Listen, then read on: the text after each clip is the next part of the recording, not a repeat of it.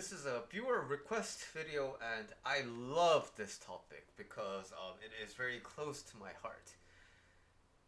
If you are someone who grew up in one culture then moved to a different one, how do you adapt slash come to terms with it and still be yourself? So, it hits close to me because I happened to grow up in Korea and then I moved to Canada. And then I went to the United States. And then I went back to Korea, and then I briefly spent time there, and then I went to the US again. And so I've been in many different experiences of like growing up in different phases and different cultures. So that has also the side effect of me observing other kids who are in a similar situation as me, right? So, as Koreans, we naturally like to congregate with other Koreans. And so, other Koreans around my parents' age tend to have kids around my age. And I get to observe them, and when I go to school, I see other Korean people around my age. Now, there's no such thing as like failure. There's no such thing as success, right? Globally. But in general, I can observe that some kids are not happy with their life, and some kids in their studying abroad experience, it didn't give them the kind of the expected results that their studying abroad experience would have they would have liked to have achieved. And the kind of the similar common factor that determines whether people will be happy in the States or not is whether they let go of this need and this like idea that they are not home here. So if I'm in Canada and all I'm thinking is home is Korea, I'm gonna have a miserable time because all this time I'm spending there, I'm not home.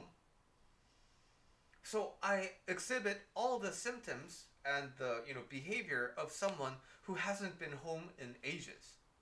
So can you think about that? Like you're traveling and then you're a backpacker, and when you haven't been home in a really long while, like you of course you get used to the motion of being outside of your home, but there's this sense of like adriftness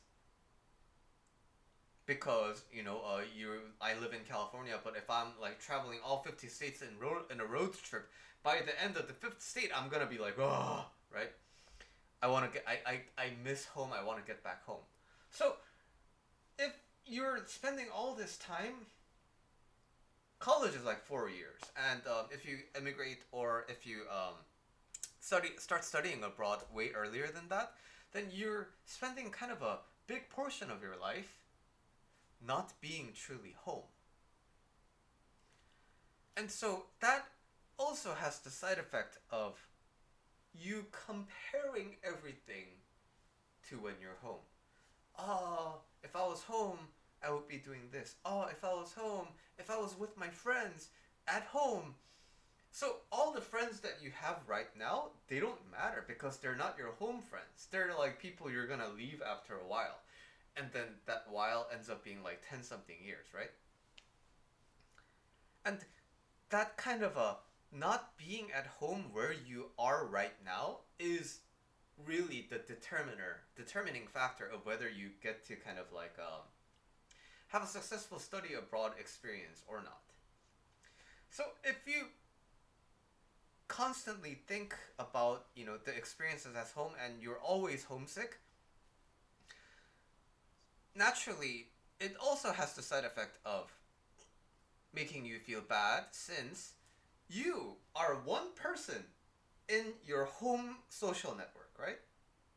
So of course, when you're one node from that social network and you become isolated, you miss all the nodes in this network. But the thing is, from the perspective of this network, you're only one node. Yes, they will have moments where they miss you, but this network will continue to function without you.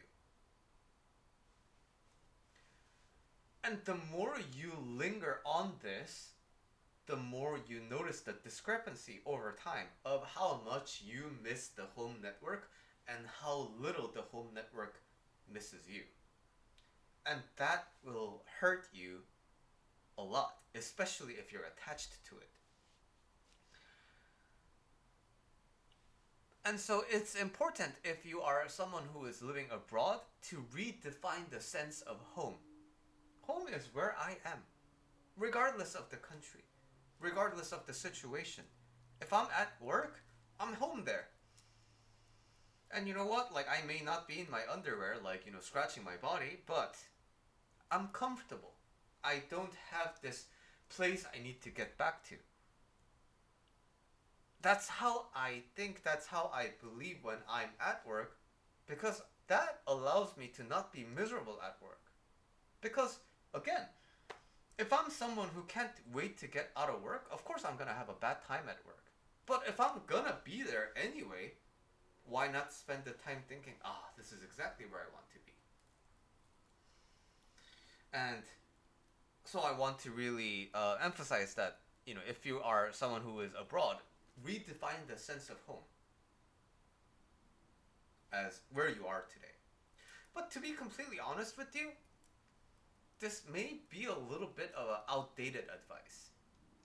Because when I was a student, there was no internet calling, there were no IP phones, there was no Skype.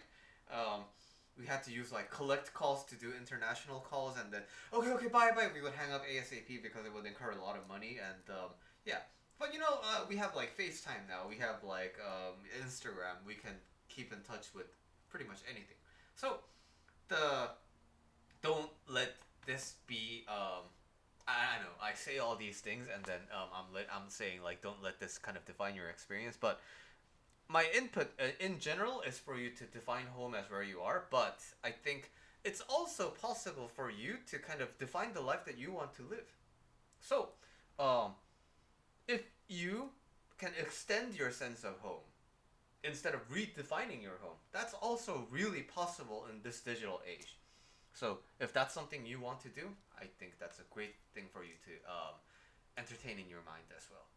The world, what a great place, right? Especially for people who are far apart. We're all interconnected.